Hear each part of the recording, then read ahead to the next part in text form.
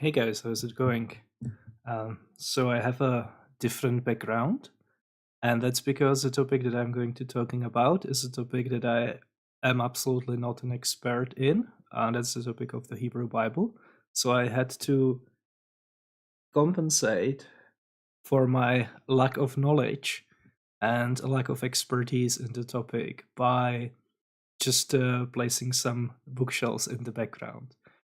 So this is not going to be a lecture. Instead, I invite you to go on a journey. Let's go on a journey together, and the real God is going to be the friends that we make along the way. So I took a course last semester on the Hebrew Bible, and we were given selected chapters to read. And one of the selected portions of the Bible was Genesis chapters 12 to 21. And it just happens to be a really nice. It starts with Abram coming to Canaan for the first time, and then it ends with the birth of Isaac. And it just happens to be a really nice segment of the Hebrew Bible, of the Torah, to demonstrate features of the documentary hypothesis and talk about it. And I'm sure that a lot of you know what the documentary hypothesis of the Hebrew Bible is, or of the Torah is. And there's a lot of videos about it on YouTube. I included some resources in the video description, so you will find them below. But I want to do today something that has never been attempted on YouTube before for your viewing pleasure, and that is going through the sources separately. So the way how the documentary hypothesis is usually presented and the way how it is described is by looking at the text in parallel. So people usually talk about a single passage, a single narrative unit, and they just highlight the different sources. But what I actually want to do is the other way, how to approach it, is just go through one source from the beginning to the end, and then go through the same segment of the Torah, but through a different source. So basically, when for example, Bart Ehrman says that the way how people read the Gospels in the New Testament is they start with the first one, they read it, and then they read the second. And he says this is not the best way how to do it. Instead, you need to read all four Gospels in parallel to start noticing some of the differences. What I want to do with the Torah is essentially the opposite way. I want to go through the individual sources of the documentary hypothesis in isolation, and then maybe contrast them a little bit. And the reason why I want to do it is because, first of all, I haven't seen anyone doing it before. Second, when I read the passage that I was talking about, Genesis 12 to 21, for the course that I mentioned, this is what I did, and it was really interesting to see how the text feels and how it reads. And I think it's interesting for to share it with an audience, and to for example see if the various sources of the documentary hypothesis work in isolation, if they are essentially one coherent narrative. So what is the documentary hypothesis, right? What is it actually about? So when you read the Hebrew Bible, especially when you read it from cover to cover, so you start with Genesis, you will start noticing very quickly that there are some things that are a little bit off and that might not be present in different kinds of narratives. One really obvious feature of the text is that it switches between different divine names, apparently for no reason, right? So in some cases, the deity is called Yahweh. In other cases, it's called El with different epithets, for example, El Elyon. Then something that people notice very quickly is that there are similar narratives that are repeated. So, for example, Yahweh promises the land of Canaan to several different people, and sometimes multiple times to the same person. So, for example, to Abram or Abraham 3 times. And the covenants or the premises are a little bit different each time. There are different parameters. There are 3 sister wife narratives, 2 about Abraham and Sarah, and the third one is about Isaac. That's the narrative where the male needs to disguise his wife as his sister. Abraham is, for example, promised a son 3 times as well. And then there are things like something that I would call maybe a narrative seam, where the way how the different narrative units are connected, there is something off about it. There is a really interesting example in the segment that we are going to be covering, and that's Genesis 17 and 18. I realize the text is way too small for you to read. I just included it so you can see how the text is actually structured. So it's a description of an appearance of Yahweh to Abram, and it starts in Genesis chapter 17. So in 17:1 it says, when Abram was 99 years old, the Lord appeared to Abram and said to him, and then there is the content of the message, right? And the large paragraph is chapter 17, and that's the content of the appearance. Then the chapter ends, the appearance ends, and immediately, without any additional material inserted, chapter 18 starts. And it starts with verse 1 this way: the Lord appeared to Abraham by the oaks of Mamre.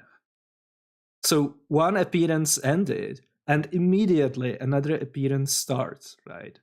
And I think this is really weird. You would expect that there would be some additional material between the two. So, for example, it would specify that some time passed, or there would be some kind of story in between the two, right? But it's just one appearance and then immediately a different appearance. And of course, this we are not the only people who have noticed, and this has been known for a very long time. And the way how these features of the texts are explained is via the so-called documentary hypothesis, which was first proposed by Julius Wellhausen in 1870s, I think.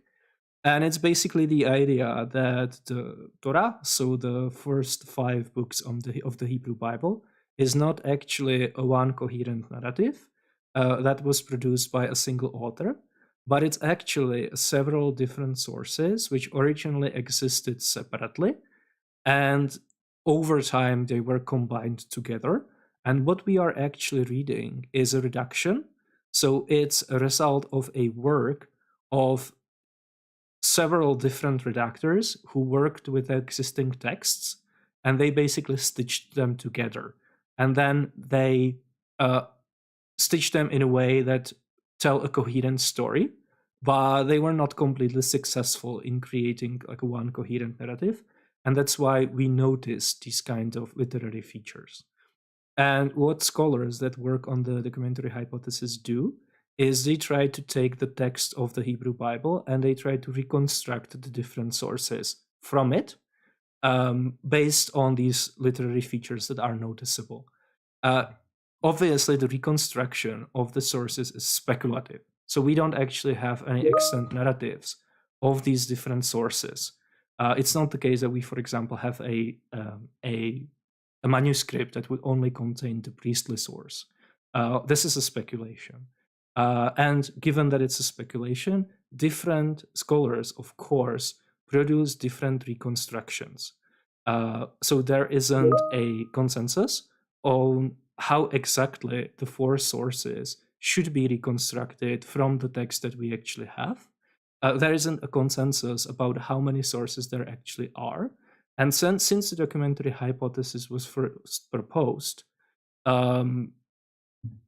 different scholars had basically different ideas. Some scholars abandoned essentially the documentary hypothesis altogether in favor of different hypotheses, which also postulate that the text of the Hebrew Bible and the Torah specifically is a composite, but they either don't identify the individual sources or they, for example, think that it's put together from a lot of different fragments. I'm just going to set this aside because this isn't necessarily a video about the documentary hypothesis. This is just me taking one speculative reconstruction of the sources and looking at how they function, whether they work as independent narratives, right? Now, the obvious question is, where are the different sources accessible? Like, is it possible for me to actually get a text of the Hebrew Bible and read it so that it's color coded and the different sources are marked in the text? And you can actually do it in several different places. There is a book by Richard Elliott Friedman called Bible with the Sources Revealed. He also wrote a book called Who Wrote the Bible, which I think is a popular level introduction to the documentary hypothesis and to the evidence for it. I find that edition of the Bible, the Bible with the Sources Revealed, the title is a little bit misleading because it's not the Bible with the sources revealed, it's just the Torah, so the first 5 books of the Hebrew Bible. And I don't find it particularly helpful because, yes, it's color coded, but for some reason, he chose just slightly different shades of bluish green to color code the text. And I don't know if it's me, if I'm like a partially colorblind, but I can't actually tell the colors apart very easily. So there's got to be a better way, right? And there is. There is a website called Wikiversity, which is adjacent to Wikipedia. It's one of the websites under the Wikipedia umbrella, right? And it actually contains the King James Version translation of the Torah with the sources color-coded. And it's color-coded by using colors that are much more distinct, right? And also, not only does it contain the text color-coded, but it actually separates the sources. So you can click on a web page that only contains J, for example, or only contains P. The problem with this is that, and also the link is in the video description below, so you can go there. The problem with this resource is that it actually doesn't give any citations, which is extremely problematic, right? It doesn't cite any secondary literature. It doesn't cite who the author of the reconstruction is, where the reconstruction comes from, which is really problematic. But it looks like the author is Joel Biden, who is a professor at the Yale Divinity School, and he's one of the scholars who often appears on YouTube. He was, for example, interviewed by Derek on the Midvision YouTube channel very, very often. And this is actually the edition that I'm going to be working with in this video, right? So what are some of the features of the 4 different sources? Let's actually take a look at what the sources are, right? So this is just a diagram that we used in the course on the Hebrew Bible that I was talking about. That's why it's in Czech. But there are basically 4 sources identified. J, which is the earliest, usually dated, like the dating of the different sources varies greatly. J is considered to be the oldest. It's dated around 950 BCE, the earliest, right? So you will probably find dating that's earlier than that, but you will definitely find dating that's later. And it's usually considered to be produced in the southern kingdom of the divided of the 2 monarchies. So in the kingdom of Judah. Then the second source is E, which is earlier. It's usually dated to 800 BCE, the earliest. Again, you will find later dates in the northern kingdom, the kingdom of Israel. And the idea is that at some point, maybe in the 8th century, these 2 sources were combined together to create a JE edition. Some scholars don't actually think that this distinction exists. They don't think that these different sources existed as 2 separate sources in the first place.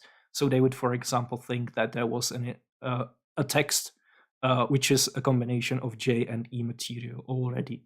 And again, where the reduction took place exactly is questionable, right? Like it's very difficult to date. Then, chronologically speaking, the third source is D, a Deuteronomist source, which consists, like the entire book of Deuteronomy is by the author of this source. And then there are different versions of the hypothesis, depending on what exactly the pattern of redaction is. According to one version, there was a reductor which combined D with J and E to create a JED version of the text, essentially. But what's important is that an early version of the D source is usually dated to 622. We can actually date it very precisely because that's the year of the religious reform of King Josiah in the southern kingdom, in the kingdom of Judah, after the northern kingdom was already destroyed. And there is actually a narrative in the Hebrew Bible about how a scroll was with the Mosaic law was discovered in the Jerusalem temple. And when it was read, it prompted King Josiah to introduce a religious reform. And most historians today think that what actually happened in history is that the scroll was not discovered; it was written during the reign of King Josiah, and it was just claimed to be discovered to give it antiquity. And this original text was the basis of the cultic reform, and it was an early version of the D document. And then, chronologically speaking, the earliest document is P, the priestly source, which is again dated at different points in time. You can, for example, find it dated to around 550 in Babylon, in the Babylonian exile. And then at some point after the exile, maybe around year 400, maybe a little bit earlier, in Jerusalem, there was a redactor who combined the four sources together and created something resembling the Torah as we have it today. And again, then the text went through many, many more changes, redactions, and so on. But at that point in time, it was resembling what we have today to a pretty significant extent. So this is the overview of the different sources. What are some of the features of the sources? So what are some of the reasons for why scholars think that these sources actually exist? As I mentioned, there are different names for the deity that are not very clearly motivated if you just take the text as a narrative whole, as a coherent narrative unit. The changes for the name of the deity appear for apparently no reason. As I mentioned, there are narrative doublets or triplets, so the same or a similar story is repeated several times. Then there are contradictions or inconsistencies. For example, the J source says that the name Yahweh was known since the beginning, and that's why it uses the name Yahweh consistently. But then both the E and the P source say that actually the name Yahweh was first revealed in the time of Moses. That's why they, up until a certain point in Exodus, used El with the different epithets instead of Yahweh, and then they start using Yahweh, right? So that's supposedly what motivates the sudden switches between the different names for the deity. Those corresponds to different forces. Then there are different focuses, different narrative focuses, different theological focuses. For example, when it comes to the presence of Yahweh in J and E, Yahweh is a very hands-on deity. He's very physical. So, for example, Elohim rests with Jacob. Yahweh walks around in the garden. In the J creation account, Yahweh plants, he molds, he like the imagery is something very physical. He's physically involved. But in P, probably because it's a much later source, Yahweh as a deity is much more abstract, and he is much more reminiscent of a god of Greek philosophers, who is still a personal god, but he is not a god of Greek mythology, for example. So there is no physical description of Yahweh in the P source. Yahweh doesn't look like anything. He manifests in his glory. So there is a language which tries to put a distance between people and Yahweh and his appearances. In the P creation account, Yahweh creates by speaking. So he doesn't actually create by a physical activity, but he actually just speaks various aspects of the universe into existence. There are different focuses when it comes to the cult and the ritual practices. The source which is very concerned with the cultic practices is P, the priestly source.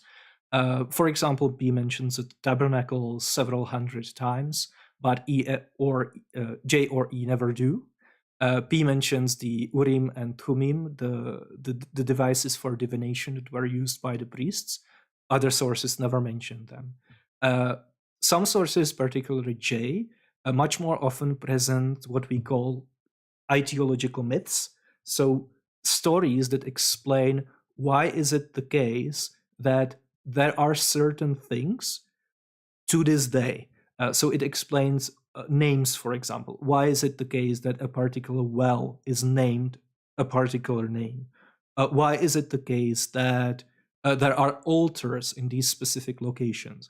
And there's a story about how they came about, how they were founded, essentially. Or there are interesting physical features. So a story is narrated, and then it says, and that's why X, Y, and Z is so to this day. So these are indicators of ideological myths. The creation story is an ideological myth, right? It's a myth of very specific of origins of very specific things. So, for example, it explains why there is hostility between women and snakes. Why is it the case that men have to plow the fields, and so on and so forth. And we know ideological myths, obviously, from many, many different religious traditions. And it's, as we are going to see, some of the sources are much more preoccupied with providing ideological myths than other sources. In different sources, we find very, very little or no ideological myths at all. There are different focuses on the priestly leadership. For example, E has miracles performed by Moses' staff, but P, the priestly source, uses Aaron's staff. And in general, P limits access to God to the Aaronite priesthood. For example, in P, there are no visions or dreams. I think there are no angels either. So the way how the deity communicates is different. P is also, for example, very concerned with numbers and with giving very precise numerical values to chronology. There are differences in terminology. So the different sources use different terms. This is just a table that I found. And I'm going to include a link to the source in the video description below. I don't think it's there now, but I'll make sure to add it. As you can see, there are specific expressions in Hebrew, and then there is the distribution of how often they appear in different sources. And you can see that for a lot of these expressions, they only ever appear in one given source. And what's very, very important to keep in mind is that all of these different features correlate with each other. So the case for there being different sources behind the text that we have today is a cumulative case. So maybe one or two of these lines of evidence would not be enough for us to conclude that the text that we have today is actually stitched from 4 different sources, but all of these lines of evidence taken in cumulation make the case very, very strong, and it becomes extremely unlikely that all of these literary features would correspond to each other and correlate to the degree that they do if the text was just produced by a single author, let's say. It would just be an amazing coincidence, right? Like, I don't have enough faith to believe that this is just a text produced by a single author. because texts produced by a single author cannot be separated this way. You cannot construct a speculative hypothetical sources out of one coherent text produced by a single author, and then you cannot identify correlations between these different literary tropes and these different literary features the way that you can do with the documentary hypothesis, right? It just doesn't happen with texts produced by single people, by singular authors. But it does happen in texts that are composite, that are stitched together from several different texts. So these correspondences become very, very difficult to, I would say impossible to explain. You would have to cook up an extremely ad hoc hypothesis to explain all of those different features and also maintain that it was actually produced by a single author. Right.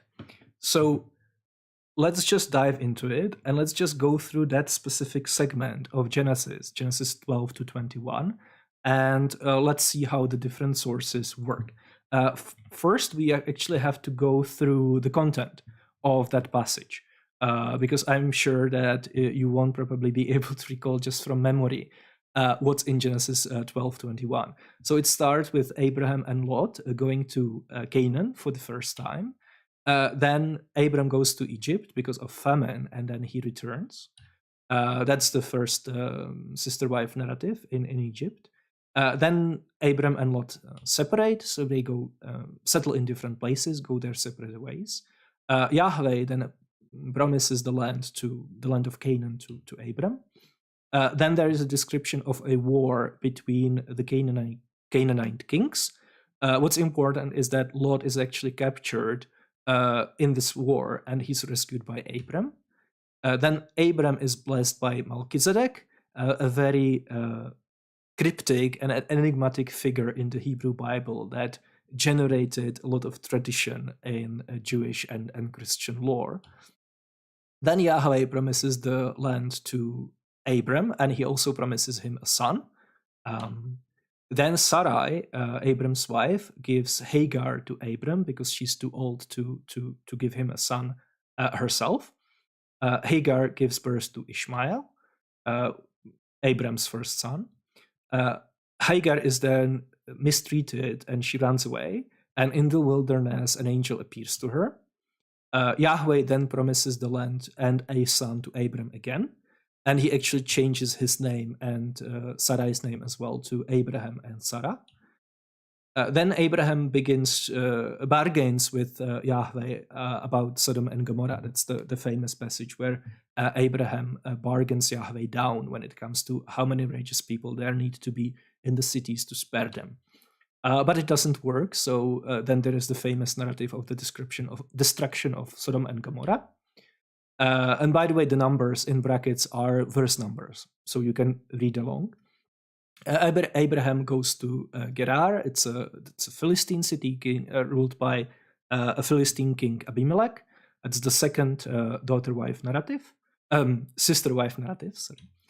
And then it ends with the birth of Isaac, after which Abraham sends Hagar and Ishmael away again to the wilderness. And the last narrative bit that I decided to include is in chapter 21, Abraham making a covenant with Abimelech, the king of Gerar. So now the immediate question is, given through these bullet points, would you be able to tell the story of Genesis 12 to 21 just from a memory? Like if someone asks you to summarize in the correct chronological order all of the events that take place without missing anything, I think the answer is no. And I think this shows that there is something wrong with the narrative. Like that alone, the fact that it's so difficult to actually retain in memory what exactly is happening in the story and in which order, shows that it's a compilation of several different sources. So let's now read the sources separately. Before we do, it's extremely important to notice that they are actually not complete sources. So what we have today are not 4 different books, not 4 different separate texts that were just copy pasted together. So we don't have them complete. And the different sources that we have different levels of completeness in different places of the narrative. In many passages, one or more sources is suppressed, or it's used only as a complementary. So we only have a torso, we only have a fragment of the source. That's very important to keep in mind. In this specific passage, it's going to be the most prominent with the Elohist source with E. But let's just see how these sources read. So let's start with the Jahwist source. As I mentioned, this is probably the earliest, dated as early as 950 from the southern kingdom of Judah, probably.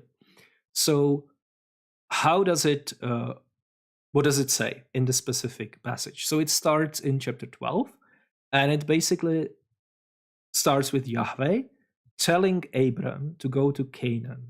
And Abram takes his brother Lot with him, and they go to Canaan. Then Abram builds an altar in Shechem and a different altar in a place between Bethel and Ai. Then Abram leaves to Egypt because there's a famine in Canaan, and there we have the first sister-wife narrative. So Abram in Egypt has to pretend that his wife Sarah is actually his sister. And then Abram returns from Egypt to Canaan. Then there is the narrative about how Abram and Lot separated because there was a conflict between their herdsmen. Then Yahweh appears to Abram and promises him the land. And Abram then builds an altar to Yahweh in Mamre. Then there is the war between the Canaanite kings. Lot is captured and is rescued by Abram. Then Sarai gives Hagar to Abram because she's very old.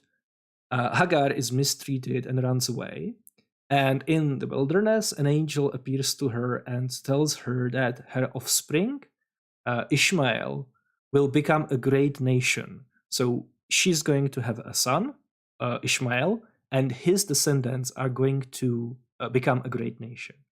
And then there is also an ideological story. It's a story about where a well got its name from. So it's an origin of a name of a well. Then Abraham, here we have a name change, but it doesn't actually appear in the J source, it appears in a different source. Abraham is visited by 3 guests, and they promise him a son. This is an appearance of Yahweh as well, because it says that Yahweh appeared to Abraham, and then it goes on to narrate how Abraham was visited by 3 guests. And when it narrates what the guests said, it switches to Yahweh said to Abram. It implies that one of these guests was Yahweh. Then there is, as I mentioned, the famous story about how Abraham bargained with Yahweh about the fate of Sodom and Gomorrah. Then there is the destruction of Sodom and Gomorrah. There is, again, a different ideological myth. It's the origin of a pillar of salt. So as you may know, Lot's wife turns around and she looks at the destruction of Sodom and Gomorrah, and she's turned into a pillar of salt. And she freezes in place, and she's turned into a pillar. And then there is the story of Lot's daughters who rape Lot. This is again very well known. Basically, after the destruction of Sodom and Gomorrah, the daughters think that the destruction is universal and that they are actually the only people in existence now. That's analogical to, or analogous to the story of the flood and Noah and his descendants. So they rape him, and this is an ideological myth of the Moabites and the Ammonites. So again, this explains where these people groups came from. And then there is the birth of Isaac. And then there is the last narrative segment, which is Abraham making a covenant with Abimelech, the king of Gerar. Abraham plants a sacred tree, and it's again an ideological myth about the origin of the name of Beersheba, a well where they make a covenant. The place takes a name after a place where they made the covenant. So the question is, would you be able to tell this story from memory? I think it would be still very, very difficult, but I would argue that you would actually have a much easier time, because now the story is much tidier. It's much more compact, and I think it works much better as a continuous narrative. For example, there is only one sister-wife narrative at the beginning of the story. Then there is only one promise of the land of Canaan. It just says, "And Yahweh said to Abram." Then there is only one promise of a son to Abram. Again, it says that Abram was visited by 3 guests. And inside the story, there is the narrative about Sarah doubting. So when she learns that she's going to have a son, even though she's very old, she actually laughs and doubts. And that's a motif that is not found elsewhere in this passage, in this part of Genesis, even though either Abraham or Sarah are told that they are going to have a son on 2 different occasions. And it's also a narrative that resonates in later tradition. For example, in the Annunciation of the birth of John the Baptist, we have the motif of doubt again. Then there is the announcement about the future of Ishmael's offspring. That's found in the narrative in the J source only once as well. In this case, an angel appears to Hagar in wilderness. And as I mentioned, as I'm sure you've noticed, we have actually quite a lot of atheological myths. Myths about origins of places of worship, origins of names, and so on. For example, passages like, "Therefore that place was called Beersheba, because there both of them swore an oath." Beersheba in Hebrew means the wealth of the oath. So as we can see that the Jahwist source, the J source, is very preoccupied with telling ideological myths. Now let's take a look at, and also what's really significant is that Jahwist includes a lot of material about Lot.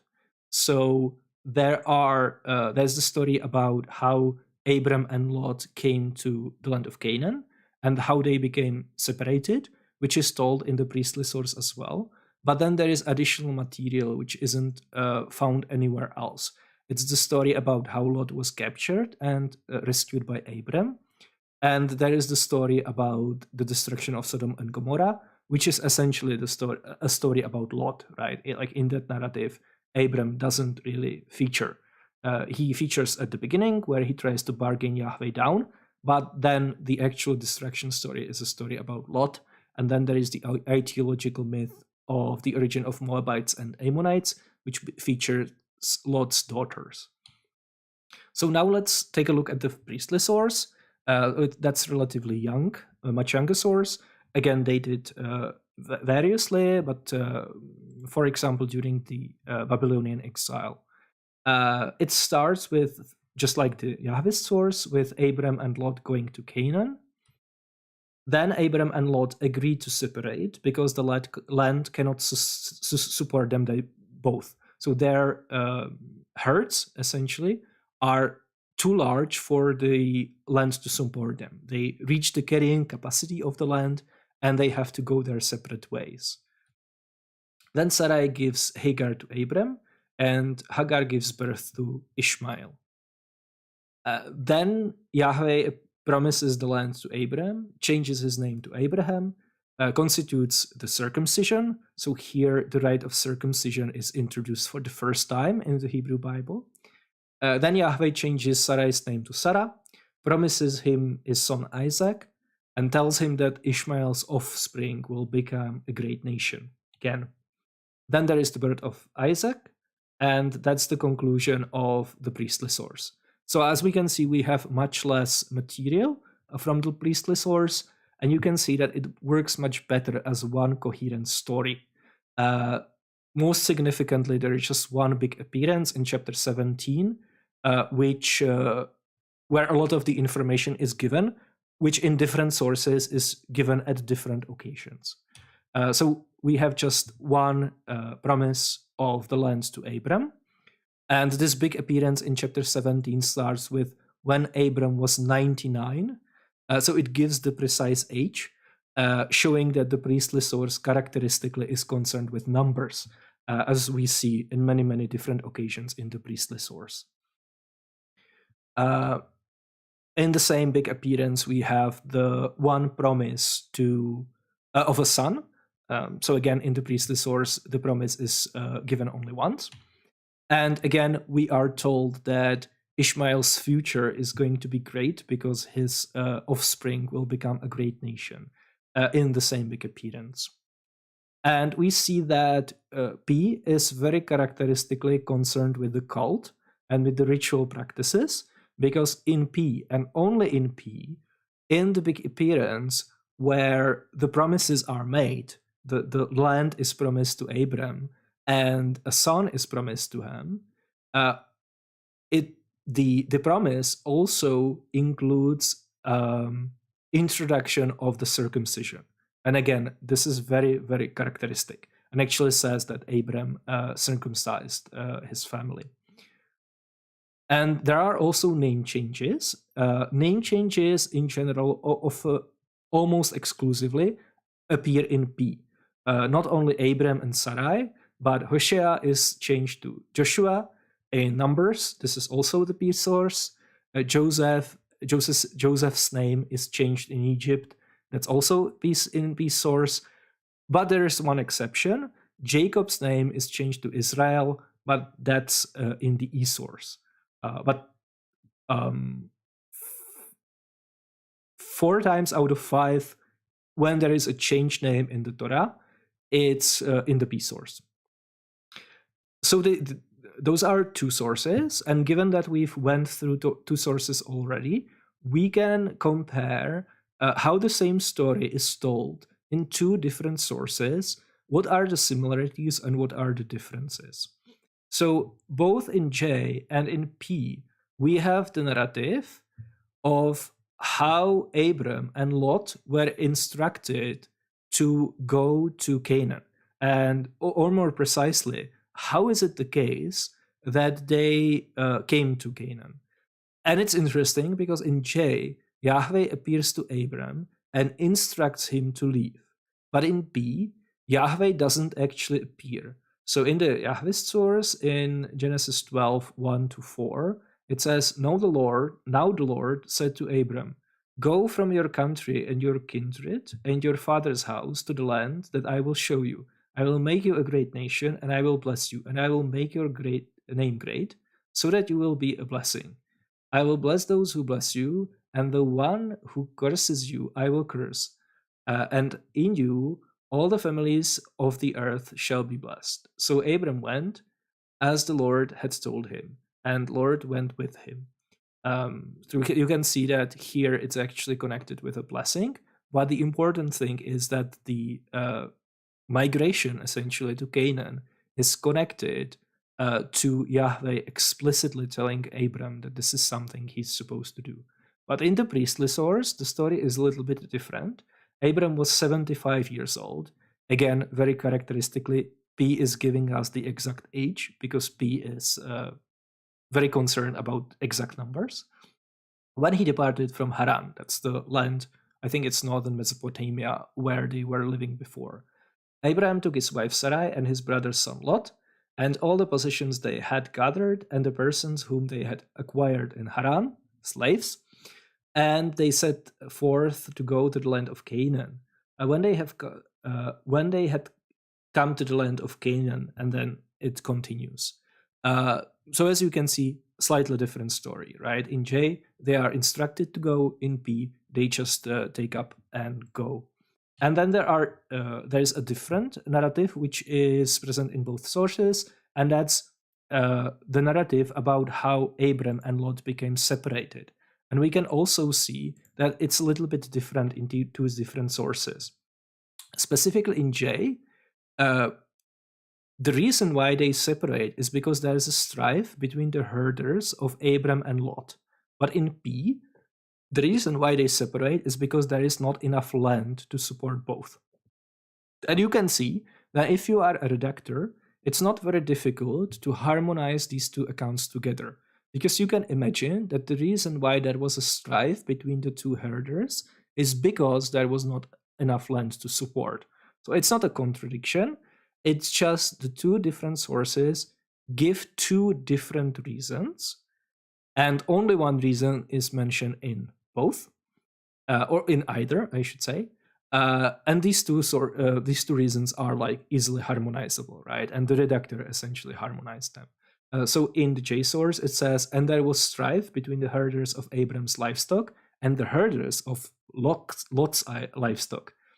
At the time, the Canaanites and the Perizzites lived in the land. And Abram said to Lot, let there be no strife between you and me, and between your herders and my herders, for we are kindred. Is not the whole land before you? Separate yourself from me. If you take the left hand, I will go to the right. Or if you take the right hand, I will go to the left. And they separate. But in the priestly source, it says, now Lot, who went with Abram, also had flocks and herds and tents, so that the land could not support both of them living together, for their positions were so great that they could not live together. And again, you can see that these two different passages work as coherent wholes. In neither case, we feel there is something missing. They both give a perfectly plausible, a perfectly serviceable explanation for why is it the case that these two brothers separated.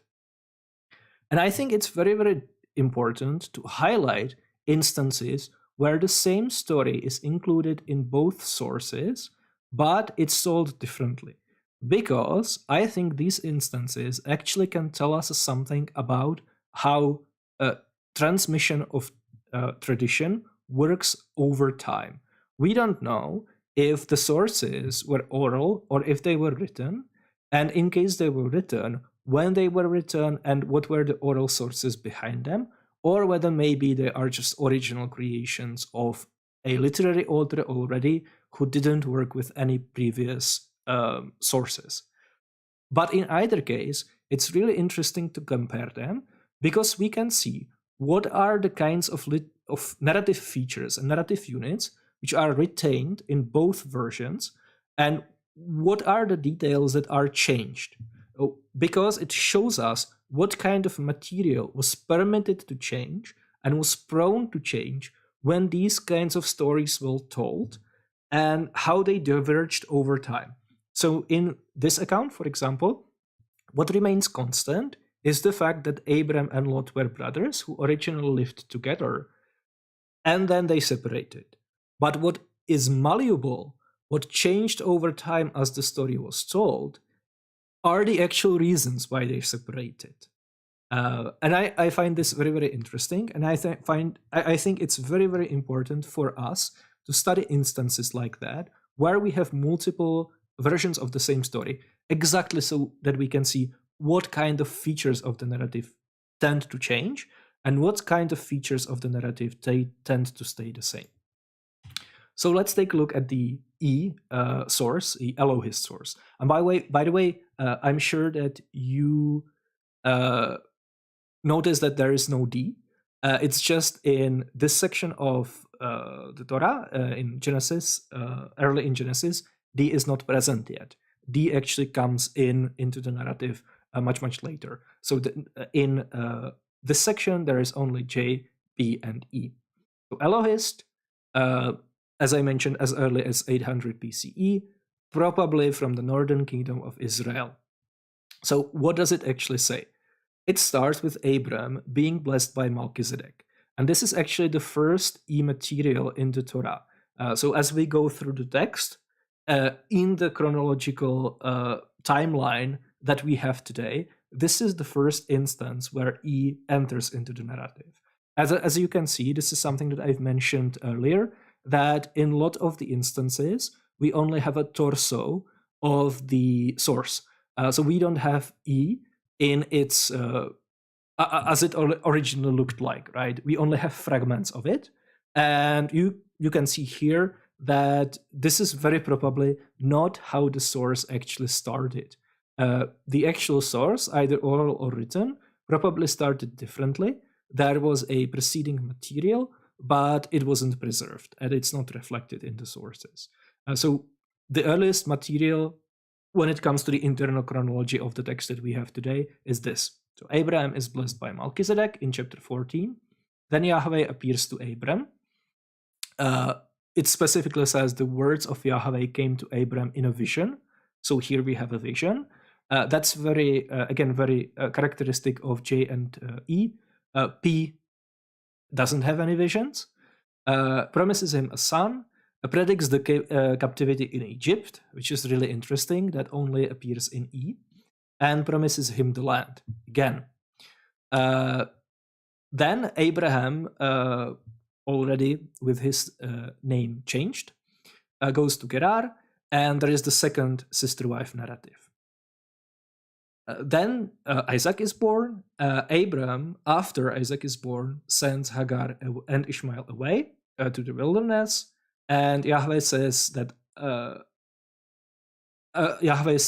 Ishmael's offspring will become a great nation, because there is an angel of Elohim who appears to Hagar. Again, there is an angel. This time an angel of Elohim, because we are in the E-source. So the divine name is El or Elohim.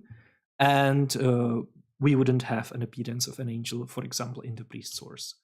And then the last narrative unit is Abraham asserting ownership of a well, which he dug in chapter 21. And again, we have only one sister-wife narrative featuring Abraham. We have only one promise of the land. We have only one promise of a son. We have only one future announcement of Ishmael's offspring's future. And then we have, again, a narrative which appears in both sources, but we can contrast. And it has to do with an affair in Beersheba.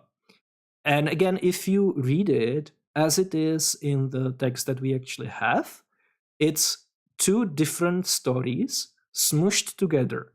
But when you actually separate the two stories and you place them into their corresponding sources, you will actually find out that they are stories about something different. So in Jahwist, in the J source, it's a story about how Abraham and Abimelech made a covenant. So they essentially signed a peace treaty, a non-aggression treaty, we would say, in modern terms. So it says, at that time, Abimelech, with Phicol, the commander of his army, said to Abraham, God is with you in all that you do. Now, therefore, swear to me here by God that you will not deal falsely with me, or with my offspring, or with my posterity, but as I have dealt loyally with you, you will deal with me and with the land where you have resided as an alien. And Abraham said, I swear it. So what's the situation? Abimelech comes to Abraham and he asks him to essentially sign a treaty with him. Because in the ancient world, international relationships were regulated by oaths. So when chieftains, kings, statesmen in general wanted to sign a treaty, they did it by swearing an oath. So Abraham took sheep and oxen and gave them to Abimelech, and the two men made a covenant. That's the international treaty between these two people's groups represented by their leaders, right? Therefore, and very typically in the J source, we have an ideological myth. In this case, it's a myth about why the well at Beersheba is called Beersheba. Therefore, that place was called Beersheba, because there both of them swore an oath. When they had made a covenant at Beersheba, Abimelech with Phicol, the commander of his army, left and returned to the land of the Philistines. Abraham planted a tamarisk tree in Beersheba and called there on the name of the Lord, the everlasting God. Here, we potentially have another ideological myth, because it could be the case that the tamarisk tree was actually a tree which was standing in Beersheba at the time when the story was written, or when the story was composed, in case it has an oral source. We don't know this for sure, because the text doesn't say, and the tree is standing there today. But the mere fact that it mentions planting of a tree, which in isolation is just a completely random piece of information that doesn't have any significance, might be an indication that this is actually an ideological story. And it wouldn't be out of place, because one of the features of sacred spaces in the ancient world was that they very often had a tree, an important tree in them. For example, in the Greek world, one of the the oracle which was considered to be the oldest was at Didyma, and at Dodona, and for a very long time there wasn't any stone temple, or actually any man-made structure at all.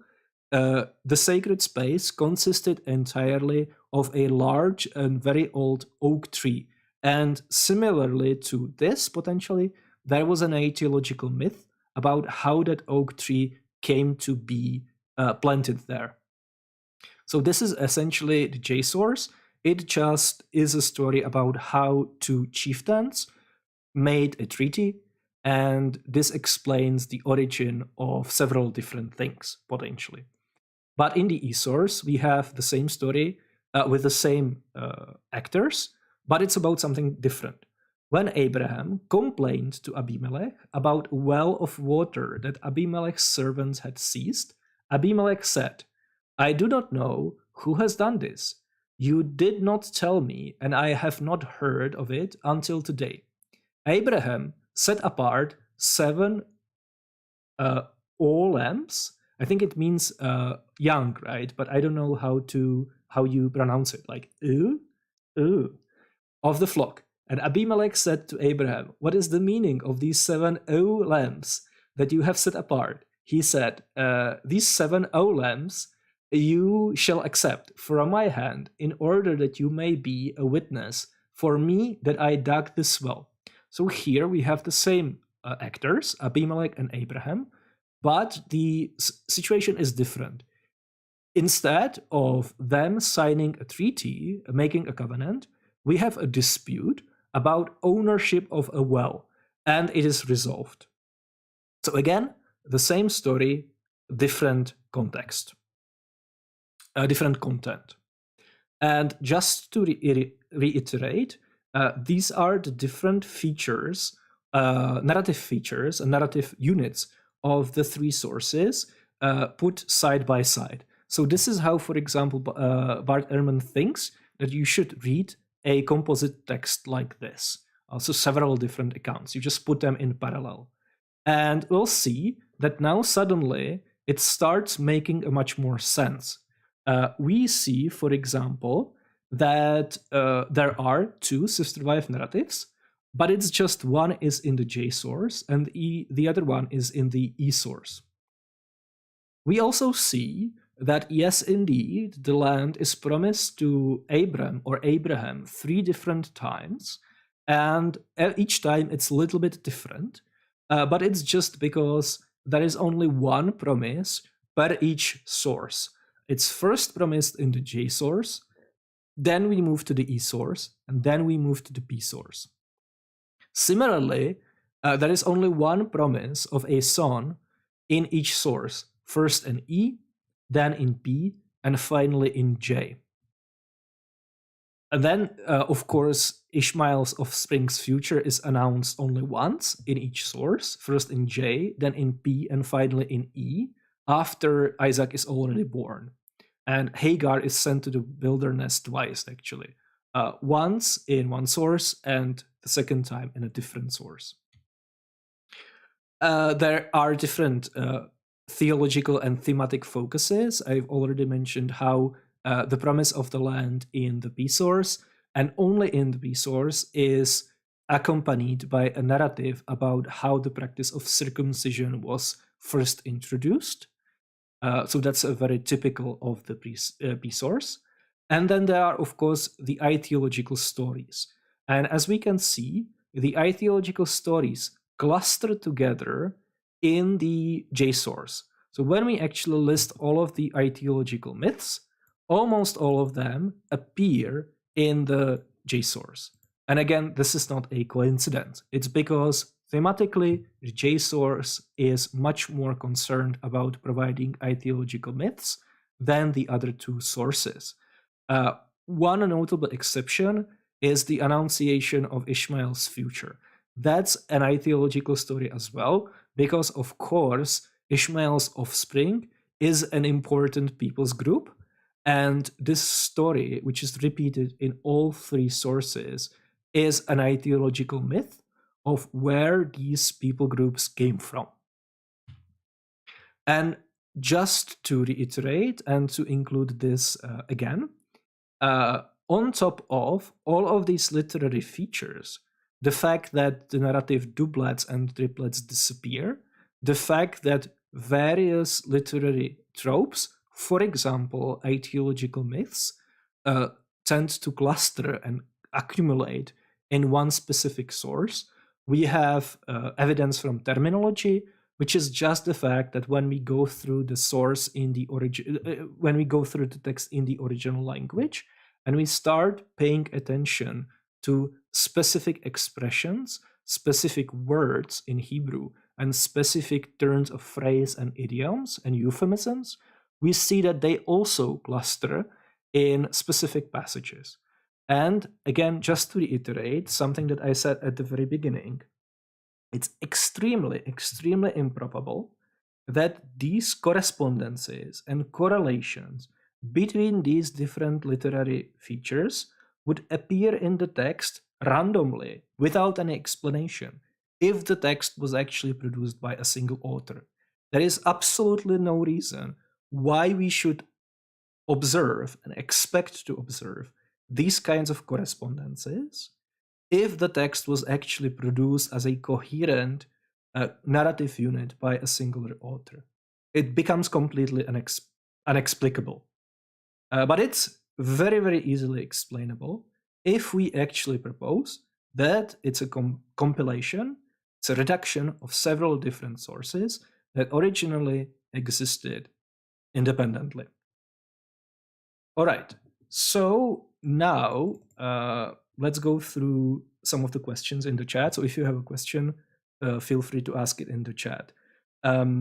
I will very, very likely not know the answer because, as I mentioned at the beginning, I'm not an expert in this. I don't even read Hebrew, hence the bookshelf in the background. So, yeah, but if you have any questions, it could be even unrelated. Feel free to ask.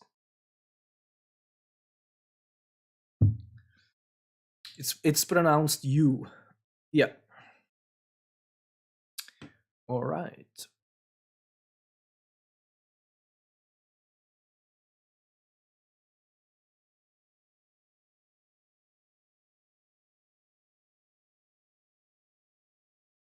Weird to see daytime Camille. Yeah, yeah. I think it's going to be much more difficult for me to stream in the evenings because in about 3 weeks my second daughter will be born, so it will be much harder to find a time when it's appropriate for me to stream. But I think Tuesdays might work.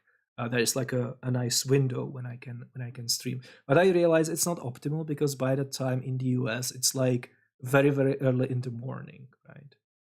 What about the drunken sloppy author theory, where God used a sloppy Moses for reasons unknown to us? Yeah, that's great, right? Or you can say that Yahweh had morally sufficient reasons that he didn't choose to reveal. That works as well. Or you might say that he just had a desire to inspire the text to be written this way. That's also Shevsky's excellent hypothesis, right? Yeah. Nathan and Camille would make a hilarious tier list. I am actually, one of the videos that I'm working on right now is the tier list of prophecies of Jesus in the New Testament, because I think that would be really fun. And I actually want to approach it semi-seriously, where I put together some criteria about what makes a good prophecy about Jesus. And on that basis, I'm going to rank the various supposed prophecies of Jesus in the Old Testament. But it takes a lot of research because, among other things, for each of the supposed prophecies on the list, I actually want to include at least a little bit brief discussion about what was the meaning of the Old Testament text from which where the prophecy is supposedly found in the original context. Do you know how the papacy started? And can we have a stream on it? Yeah, I don't know medieval history. That should give you some indication. And actually, like the Bishop of Rome was very important already in late antiquity, but I don't do late antiquity either, so I'm not exactly very strong about that.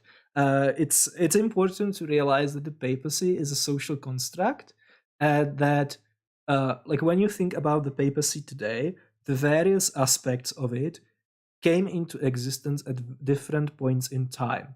So it's actually difficult to trace the papacy as a concept like back through time, because it is less it is less and less, it becomes less and less similar to papacy as we understand it today, right?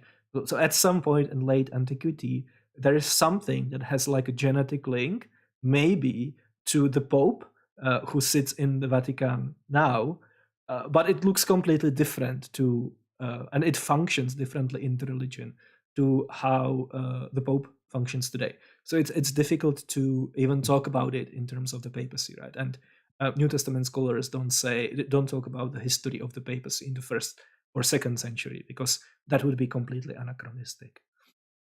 If you want a ranking of apologists, that already exists.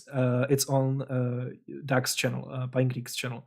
So go there. He has a video where he ranks apologists. I was also thinking about doing it, but I think that would just be redundant, because I fully endorse his list, probably. But ranking of Jesus's prophecies in the Old Testament should be fun.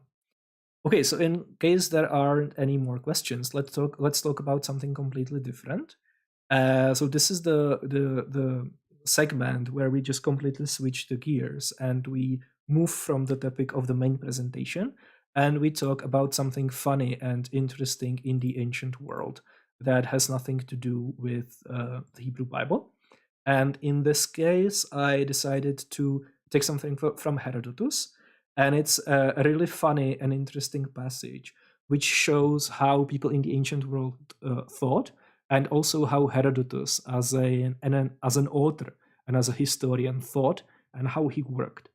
So, as many of you know, at some point in Greek history, King Darius sent envoys to various Greek cities to ask for earth and water, which was essentially to ask for a formal submission to the Persian king and for a formal recognition that the city in question is now a part, or at least a vassal or a tributary of the Persian Empire, because earth and water was an idiom, it was an expression of submission.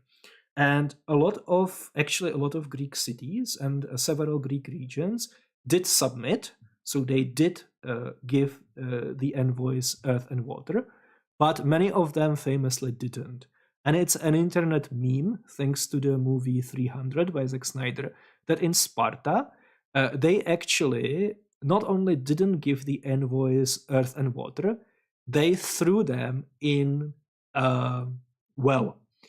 It wasn't probably done by King Leonidas personally, and it wasn't like the well didn't look like the way it does in the movie, where it's just a paved hole, like a sinkhole, like a black hole in the like a wormhole vortex in the middle of a town square. It was just like a normal well, right? But it wouldn't look cool and cinematic in the movie, so they changed it. But the point of fact is that Herodotus says that in Sparta they threw the envoys into a well. But this was actually really problematic, and it had an interesting follow up, which is narrated by Herodotus, who is one of the only and by far the best source of the Persian War, the history of the Persian War. And there was a big problem because envoys were protected. They had a religious protection, essentially. It was considered inappropriate and impermissible to kill envoys, even envoys of your own enemies. And we can see a very practical reasons for why this religious requirement was in place, or this religious prohibition was in place, because even in war, you still want to maintain, as one of the warring parties, a line of communication to the other party. That's why, for example, even in war, even today, there are some communication channels still open between the two warring parties. Because you, for example, want to have a way how to negotiate ceasefire, or even how to announce that you're surrendering, so that you don't face total annihilation if the war doesn't go well. And in many, many societies, not only in ancient Greece, the way how this communication line was established is that there was a specific office, a specific profession of an envoy, and these envoys were essentially untouchable. They were not allowed to be killed, and if someone killed an envoy, that was a big no-no. Similarly to if someone, for example, burned down a temple in a war. In a war, profane places were okay to attack and destroy, but sacred places were not allowed to be destroyed. And it was a big problem if you did, even accidentally, burn down a temple in a war. But in Sparta, in the heat of the moment, they did exactly this. They killed envoys. So they actually violated the sacred prohibition, and they violated the sacred protection of envoys. So what happened?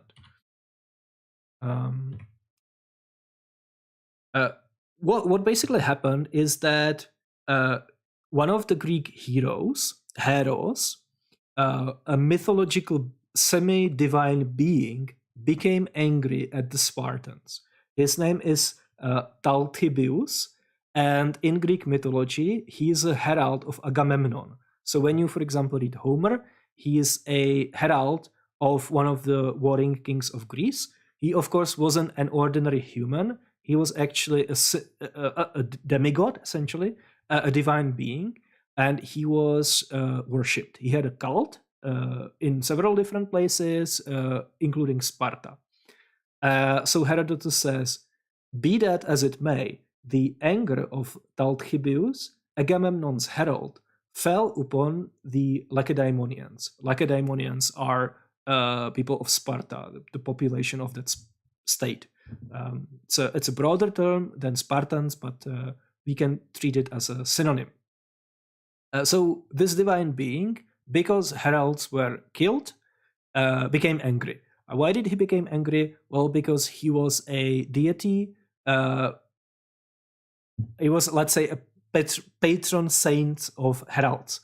So he was in charge of punishing people when heralds were injured or killed. Now, there was a long period after the incident I have mentioned above, that's the killing of the Persian heralds, during which the Spartans were unable to obtain good omens from sacrifice. So this divine being, this demigod, punished the Spartans by them not being able to obtain good omens, which was massively problematic because in the Greek world, especially in Sparta, which was in many cases a much more anachronistic society, so in Sparta, divine omens would be probably more important even than in other Greek cities. This was a big deal because literally everything required a divine omen from sacrifice. And if you couldn't get a divine omen, you essentially couldn't do anything. So the Lacedaemonians were grieved and dismayed by this and frequently called assemblies, making a proclamation inviting some Lacedaemonians to give his life, some Lacedaemonian to give his life for Sparta. Then 2 Spartans of noble birth and great wealth, Sperthias, son of Anaristus, and Bulis, son of Nicolaus, undertook of their own free will to make atonement to Xerxes for Darius's heralds, who had been killed at Sparta. So what's going on, right? The Spartans are not able to get good omens from sacrifice, and they are thinking, okay, we need to make an atonement. We need to basically even this out. We killed some heralds of the Persians, so now some of our own heralds have to be killed in turn. This is basically eye for an eye kind of a policy, right? So the idea was that they were asking for volunteers who would go to Persia to King Xerxes, who succeeded Darius, who sent the original heralds, to be killed, so that this essentially balances out, right? So that there would be dead heralds on either side, and Spartans would no longer be the only ones to blame. And after a while, 2 volunteers actually volunteered, right? Sperthias and Bulis. They were heralds themselves. They were from a family where it was traditional to hold the office or the profession of a herald. It was a lifetime profession. It wasn't, you probably still had like a normal job. You were a farmer essentially, but on top of that, you functioned as a herald. And you passed this occupation to your son.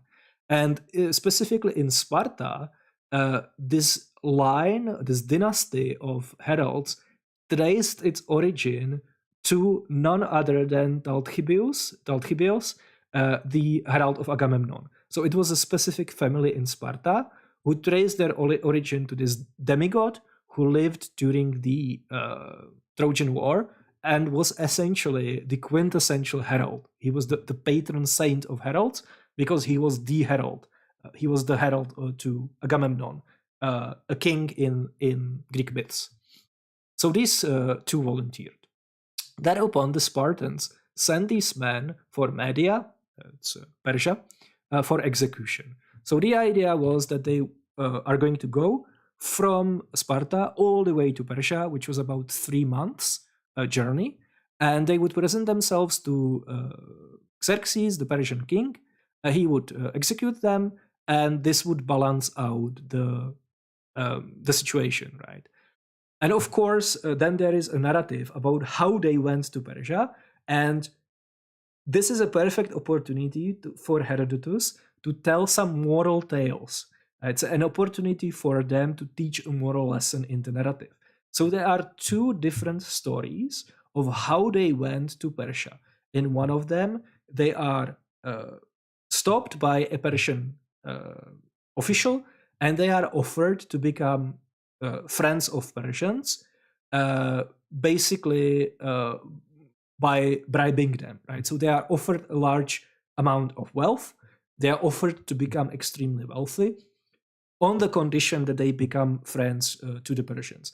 And they, of course, refuse. So this is a moral tale of how austere Spartans refused a large amount of wealth, and they stayed true to their values. Did it happen? Did it happen? Maybe, maybe not, right? But it's a nice story that Herodotus can tell. And the second story that he tells is how these 2 heralds actually arrived to the court, and they were presented before Xerxes, and how they refused to bow down, to prostrate themselves before Xerxes. Because, of course, the Persian king was worshipped as a deity, as a god, and one of the ways how he was worshipped, one of the rituals was that people who approached him, who approached his throne, were required to perform proskynesis, which means they were required to drop on their knees and bow to him. And of course, these Spartans who refused to worship a man as a god refused to do it, and they refused to do it even when they were threatened with violence. This is not the only story like that. There are several other stories in Herodotus and in history where Greeks, Spartans typically, refuse to prostrate themselves before the Persian king. Did it happen? Possibly. It wouldn't be out of character. For Spartans, it's not implausible, but it's of course completely possible that this is just a moral tale that shows how Greeks are pious, and one of the ways how this piety is exhibited is that they refuse to worship the Persian king as a deity. But then the story complicates, the plot thickens, because Xerxes actually refuses to execute them. And the rationale is that if he executed them, he would commit the same crime, he would be guilty of the same transgression as the Spartans. So he doesn't actually accept this eye for an eye mentality. He doesn't think that the situation is going to be made right by him violating the same sacred prescription, right? He doesn't think that this is going to balance it out. He thinks that the Spartans are guilty, they have to deal with it themselves. He's not going to do the same thing, which is a problem because nothing was solved, right? The Spartans still are in big trouble. So then Herodotus continues. This conduct on the part of the Spartans succeeded for a time in allaying the anger of Talthybios. So even though the heralds were not actually executed, it kind of worked for a time. It appeased the heroes temporarily, right? The mere fact that they sent volunteers who were willing to be killed kind of worked for a time, but it didn't completely work because it didn't actually address the original transgression. In spite of the fact that Sperthias and Bulis returned to Sparta. Long after that, however, it rose up again in the war between the Peloponnesians and the Athenians, as the Lacedaemonians say. So after several decades, actually, during the Peloponnesian War, which is the time when Herodotus himself lived and wrote, this problem, this issue, came back with a vengeance, right? That seems to me to be an indication of something divine. So here we have one of the examples where Herodotus, a Greek historian, specifically calls something a divine intervention in history. So Herodotus, being a pious Greek, doesn't actually shy away from ascribing divine causes to historical events. Usually, he just tells history in a very straightforward way, but from time to time, he invokes the divine in his narrative. So he, for example, narrates something that we would call a miracle, or in this case, he just says that the cause of the events were due to an intervention of a divine will. It was just that the wrath of Talthybios descended on ambassadors, nor abated until it was satisfied. The venting of it, however, on the sons of those men who went up to the king to appease it, namely on Nicolaus, son of Bulis, and Aneristos, son of Sperthias, makes it plain to me that this was the divine result of Talthybios' anger. So what happened is that during the Peloponnesian War, sons of the two heralds who volunteered themselves to go and be executed by the Persians died. These two people were heralds themselves, and what happened is that during the Peloponnesian War, they were actually caught by the Athenians and they were executed because it was wartime. Now that I think about it, I don't actually know if they were heralds or not, because if they were heralds, then Athenians wouldn't probably just execute them. I would have to look it up. But basically, what happened is that the two heralds who Xerxes didn't want to execute had sons, and those two sons later died, were executed by Athenians during the Peloponnesian War. And for Herodotus, this is just too much of a coincidence. He thinks that this is divine retribution. This is basically the heralds punishing the sons of the two original heralds who were supposed to go and be executed in Persia in divine retribution. This is an example of delayed punishment. It's an example of when you think that a deity punished descendants of the original transgressors. In this case, the two people were not even transgressors. Herodotus, just for him, it's too much of a coincidence that the two sons of these two people both died during the Peloponnesian War. So he says, okay, this must be the divine result of the anger of the heroes. Super interesting. The one small problem is that we have the same story narrated by Thucydides as well in his history of the Peloponnesian War, and he actually includes some additional details. For example, it's not just that the two sons of the two heralds were captured by the Athenians. There were actually 3 other people who were captured with them, and they were also executed by Athenians.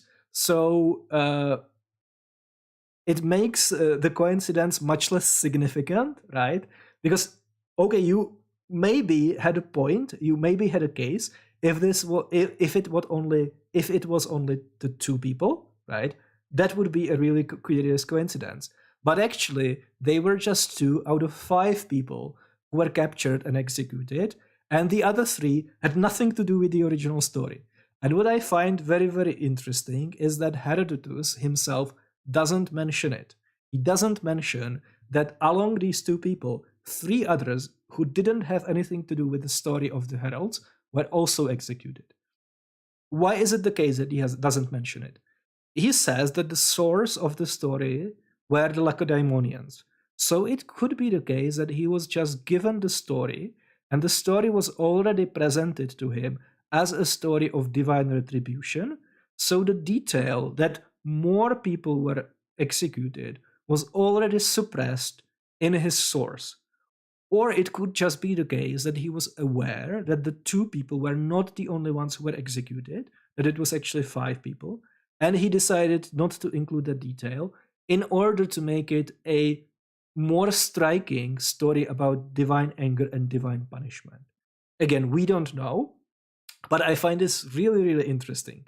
As if we didn't have the account of Thucydides, we wouldn't know about this additional detail, which makes it a much less amazing coincidence, right? Much less striking. And very characteristically, Thucydides doesn't say anything about divine punishment, doesn't say anything about divine wrath, because in general, Thucydides, unlike Herodotus, doesn't include divine causes, doesn't include things like wrath of the gods in his own narrative of history. His history is essentially naturalistic. It proceeds from natural causes, from usually from psychological dispositions of individual actors, statesmen, and so on, but also from social and economic conditions, but not from the gods. Gods are not acting in history in Thucydides, but they are very much acting in Herodotus. This is one of the examples. So that's it. So any last moment questions?